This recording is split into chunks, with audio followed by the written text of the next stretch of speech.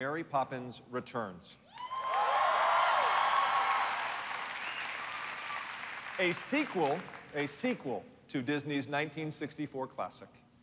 We have an astounding filmmaking team led by the incomparable Rob Marshall, director of the Oscar-winning Chicago, as well as Disney's own Pirates of the Caribbean on Stranger Tides and Into the Woods. Producers John DeLuca and Mark Platt have between them such hits as the aforementioned Into the Woods, La La Land, and Broadway's Wicked. And our amazing songwriting duo are Scott Whitman and Mark Shaman, who, among other things, wrote the music and lyrics for the musical Hairspray. In a beautiful, all-new collection of songs, they've managed the remarkable task of capturing the tone, feel, and style of Mary Poppins' timeless tunes that we all love so much.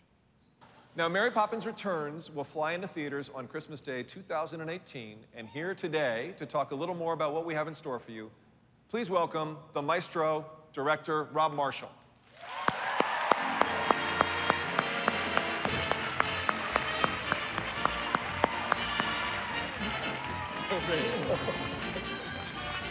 And Mary Poppins herself, the extraordinary Emily Blunt.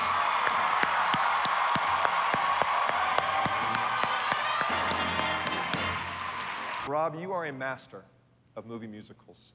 But what was it about doing a sequel to Mary Poppins that spoke to you? There's something so amazing about it that lived with me my whole life. You know, the wonder, the joy, the music in it. Yeah. And I was, you know, when you came to John DeLuca and myself and asked us, it was terrifying, to be quite honest, but exciting at the same time.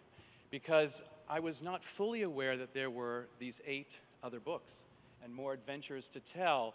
And then you realize, oh, I see, there's P.L. Travers had all this story. And so it made sense to kind of think, well, maybe we could take a look at it. And it started to get very exciting, especially when we started finding a new story in a whole nother generation with Michael and Jane grown up. I was a huge fan of her as a person as well.